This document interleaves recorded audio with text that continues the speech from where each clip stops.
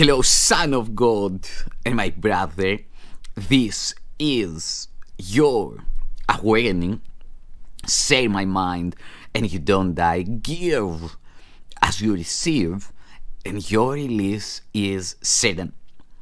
Today's teaching is the number 71 in the series, The Dispelling of the Illusion, The Dispelling of the Ego, The Undoing of the Old, for the freedom of the sonship, for the prime creator of light and my Father. And the name of this teaching is Only God's Plan for Salvation Will Work. Practice presence again. Give this thought into your mind. Only God's plan for salvation will work. You may not realize that the ego has set up a plan for salvation in opposition to God's. It is this plan in which you believe.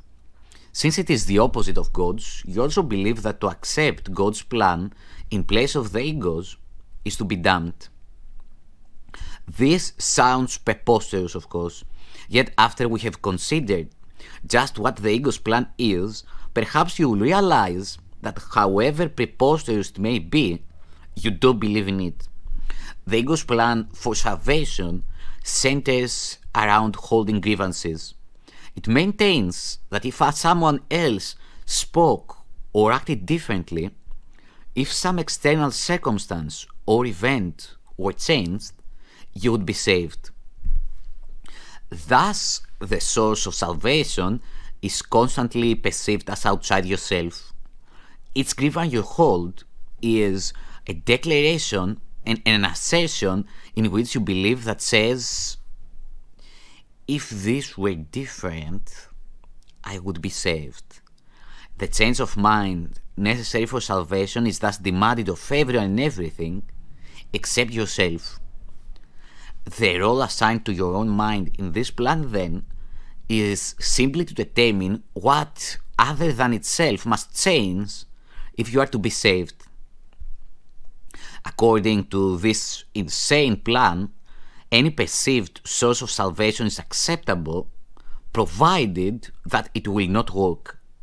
This ensures that the fruitless search will continue, for the illusion persists that although this hope has always failed, there is still grounds for hope in other places and in other things. Another person will yet serve better. Another situation will yet offer success. Such is the ego's plan for your salvation. Surely you can see how it is in strict accord with the ego's basic doctrine. Seek, but do not find. For what could more surely guarantee that you will not find salvation than to channelize all your efforts in searching for it where it is not? God's plan for salvation works simply because by following His direction, you seek for salvation where it is. But if you are to succeed, as God promises you will, you must be willing to seek there only. You must be willing to seek there only. Otherwise, your purpose is defeated and you attempt to follow two plans for salvation that are diametrically opposed in all ways. The result can only bring confusion, misery, and a deep sense of failure and despair. How can you escape all this?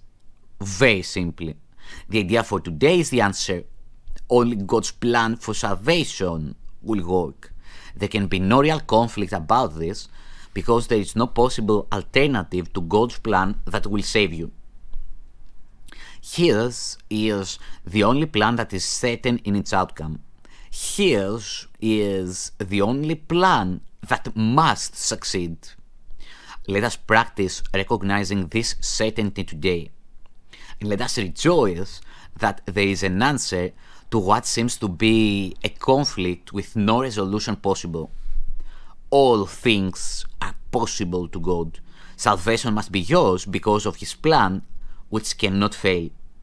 Begin the 2 longer practice periods for today by thinking about today's idea and realizing that it contains two parts, each making equal contribution to the whole.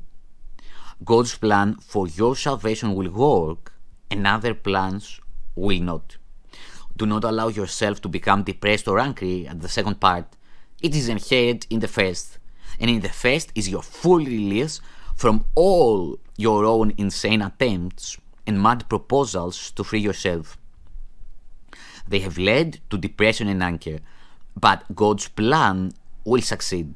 It will lead to release and joy. Remembering this, let us devote the remainder of the extended practice periods to asking God to reveal His plan to us. Ask Him very specifically, what would you have me do? Where would you have me go? What would you have me say and to whom? Give Him full charge of the rest of the practice period and let Him tell you what needs to be done by you in His plan for your salvation. He will answer in proportion to your willingness to hear His voice. Refuse not to hear. The very fact that you are doing the exercises proves that you have some willingness to listen. This is enough to establish your claim to God's answer. In the shorter practice periods, tell yourself often that God's plan for salvation and only His will work. Be alert to all temptation to hold grievances today and respond to them with this form of today's idea. Holding grievances is the opposite of God's plan for salvation, and only His plan will work. Try to remember today's idea some 6 or 7 times an hour. There could be no better way to spend half a minute or less than to remember the source of your salvation and to see it where it is. Thank you.